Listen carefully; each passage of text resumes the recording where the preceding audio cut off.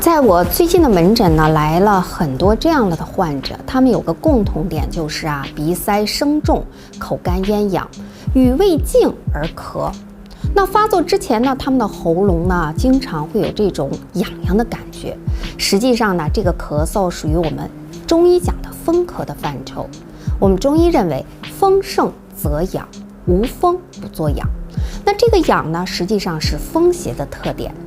风邪呢，在中医当中又分为内风和外风。内风始生于肝，外风始受于肺。外风根据临床，我们又可以把它分为风寒、风热、风燥不同的症候。但是不管属于哪一种，在解决这一类咳嗽的时候，祛风都是关键。可以通过祛风解表止痒，从而达到宣肺止咳的功效。尤其呢，一些感冒的患者，感冒控制以后呢，经常会出现这种咽痒咳嗽控制不好的这种情况。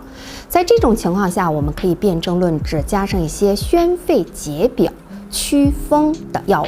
那对于内风伏肺所导致的咳喘症状呢，正如丹波元坚杂病广要所说的，人之为风，有外感之风，亦有内生之风，而天人之气恒相感召，真邪之动往往相因。